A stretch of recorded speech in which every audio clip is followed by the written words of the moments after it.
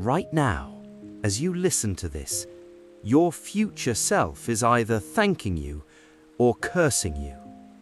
And the difference between those two outcomes is what you do with the next few minutes. Meet Daniel, 26 years old, smart, full of ideas, full of plans, and absolutely stuck. Every Sunday night he made a list. Things to start, things to change, goals he was serious about this time. Monday morning he hit snooze. Tuesday he was too tired. Wednesday not the right mood. Thursday the weekend was almost here anyway. And then Sunday came again. Same list, same promises, same version of himself, sitting in the same place, going nowhere. 5 years passed this way. One evening, Daniel visited his uncle, an older man, quiet and direct, the kind of person who had no patience for excuses because he had made too many of his own and paid the price. Daniel sat down and sighed. "I don't know what's wrong with me. I have the ideas, I have the plans, I just can't seem to start." His uncle didn't say anything right away. He reached behind him and placed an old hourglass on the table, sand at the top, slowly falling, grain by grain. "Do you see this?" Daniel nodded. "Does the sand wait for you to be ready?" "No." "Does it slow down when you're tired or pause when you don't feel like it?" Daniel was quiet. His uncle leaned forward. "Daniel, this is your life. Every grain that falls is a minute you will never hold again, and right now you are watching it fall while waiting to begin.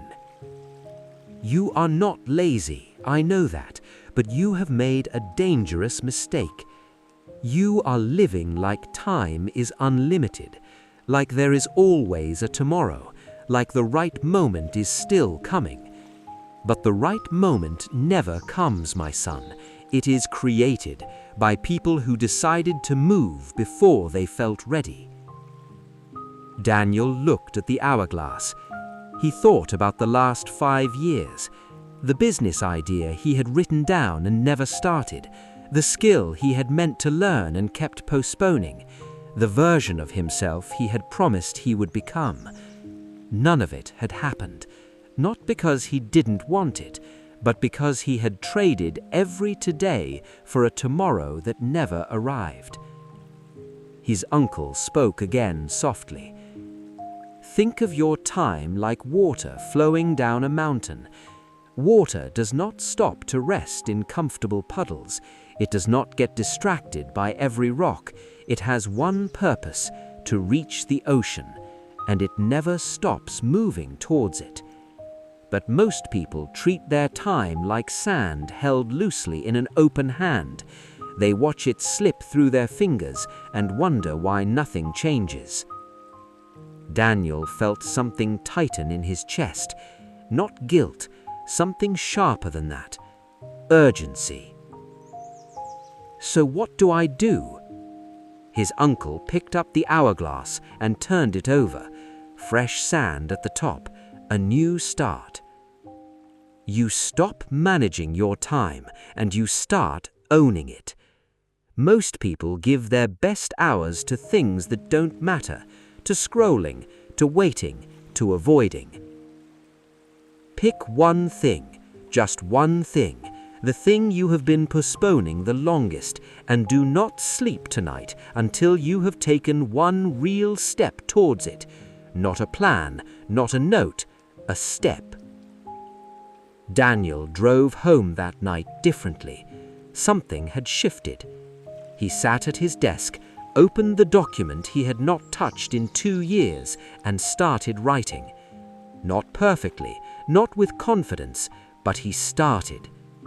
He came back the next evening, and the next. Some days were slow, Some days he wanted to stop, but he remembered the hourglass, the sand falling, the ocean waiting, and he kept moving. Months later, something existed that had never existed before. Not because he had more time than anyone else, not because circumstances had become perfect, but because he had finally stopped treating tomorrow like it owed him something.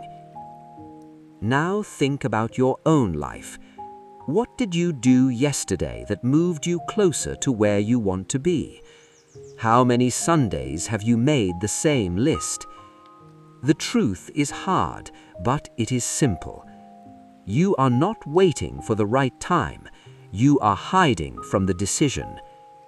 Every person who has built something real had the same 24 hours you have, the same doubts, the same tiredness, the same voice saying, tomorrow.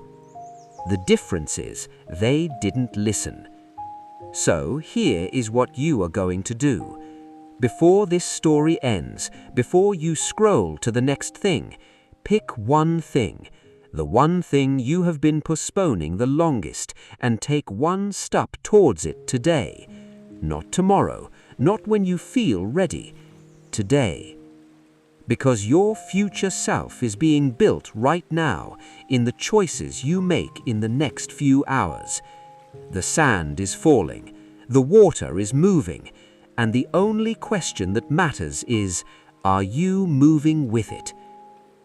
If this story gave you the push you needed, share it with someone who needs to stop waiting. Subscribe for more stories that change the way we see life. Thank you for listening.